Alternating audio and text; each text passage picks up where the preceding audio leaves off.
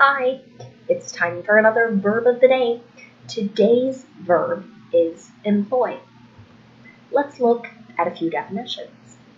The first and most common way you will likely hear the verb employ used is to mean to give work to someone and pay them for it. A second, lesser used meaning for employ is to keep busy or occupied. And the final way you might hear the verb employ used is to mean to make use of an instrument, a strategy, etc. So someone might use the phrase, I employed a hammer, right? That would be an instrument or tool to talk about accomplishing a task. Employ is a regular verb. To make the progressive tense, all you need to do is add ing. Now, some students might look at this word and say it ends with a consonant, vowel, consonant, L-O-Y. But Y in this case is combined with the O to make a vowel sound. So we're not going to double a Y when spelling the progressive form. The past tense and participle forms are made by adding an ed. And because this verb ends in a voiced vowel sound, the ed is going to make a d sound. Employed, employed. Let's take a look at some phrasal verbs that you might hear with the verb employ. Their meanings are still going to connect back to that initial first definition we talked about, paying someone to do certain work.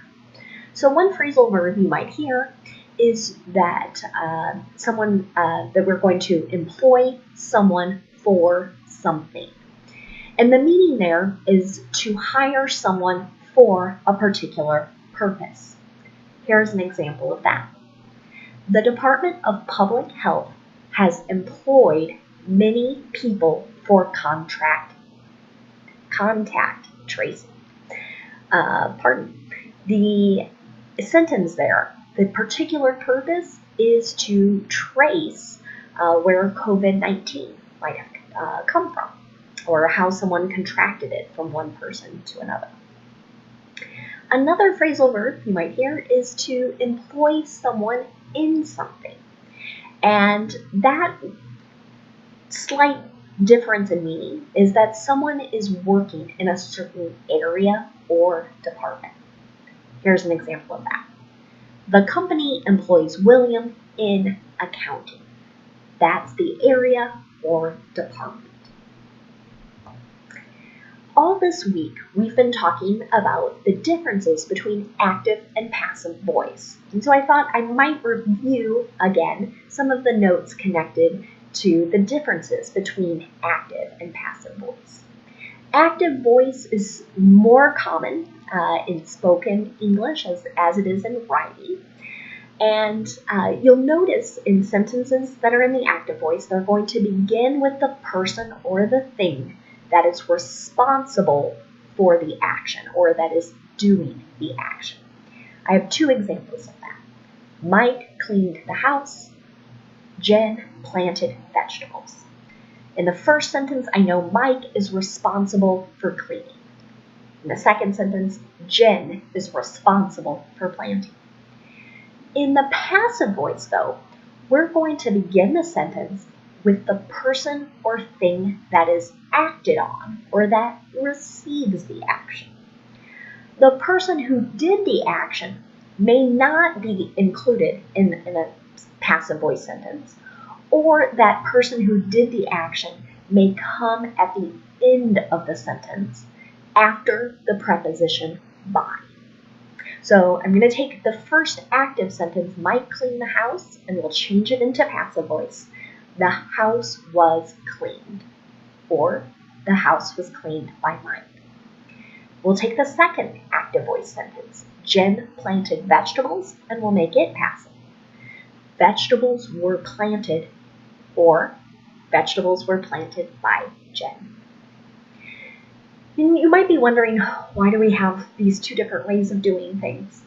And so the passive voice may be used in certain disciplines, certain styles of writing where it's thought that it is clearer and maybe more direct to do it this way.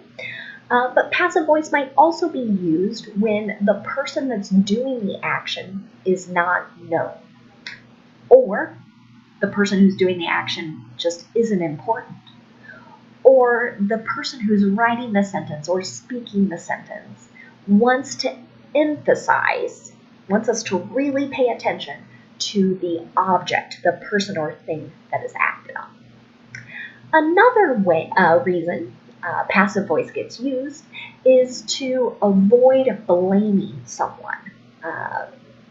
Or if you're talking about yourself, you might be avoiding taking responsibility for something. So to illustrate that point, I have an example. Mistakes were made. And this is a statement I think I've heard many politicians make. Right? The politician doesn't want to take responsibility. I made a mistake. Right? So they say mistakes were made. But this could also be kind of a softer way, perhaps if you're in a group setting, to talk about an error instead of saying, you made the mistake, right? That could seem kind of harsh, maybe too direct in a way. Let's continue practice using employ now in the active voice and in the passive voice. Today we'll look at present perfect. This verb tense is used for actions that were completed in the past at an indefinite time, or could be actions that were started in the past and they continue into the present. To make affirmative present perfect sentences, I'm going to have two parts to my verb.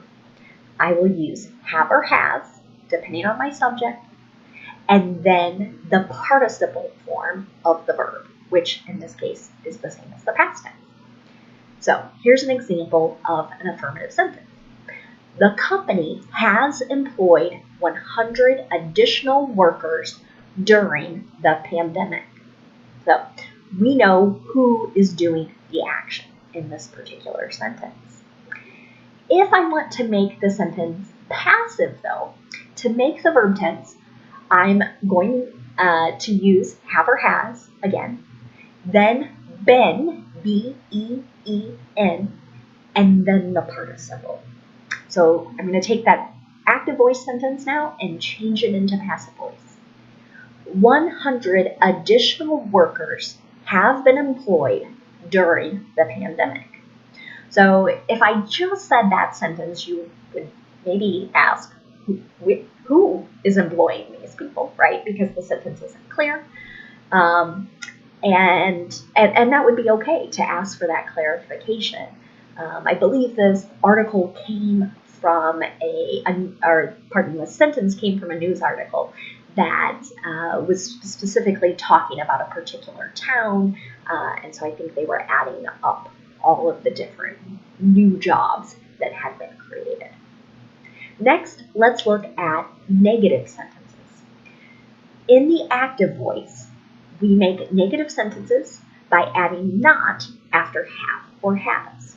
You might hear the contraction form hasn't or haven't as well. So, and then we're going to follow that with the participle again. So here's an example.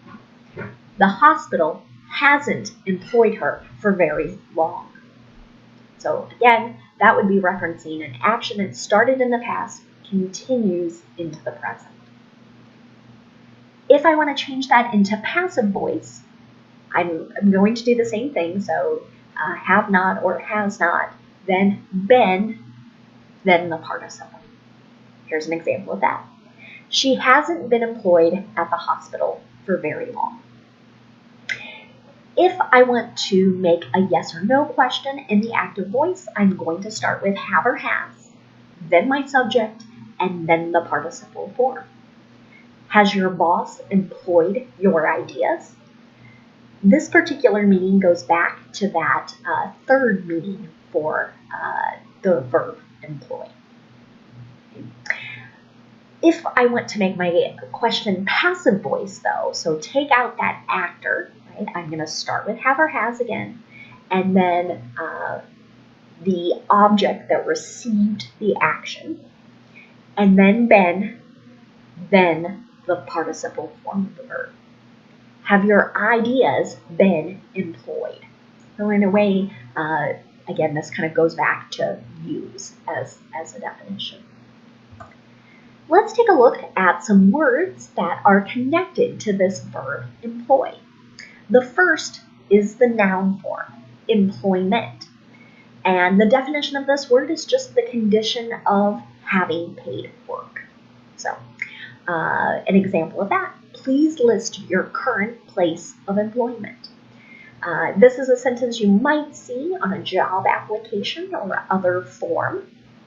Another noun that you might hear is employee. This is a person who is employed for wages or salary. Here's an example of that in a sentence. The restaurant has 15 employees. Another noun that you might hear is employer.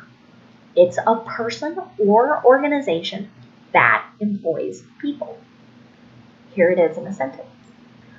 Walmart is the largest employer in the United States. The last word I'm going to leave you with today is an adjective. It's employable, and it means suitable for paid work.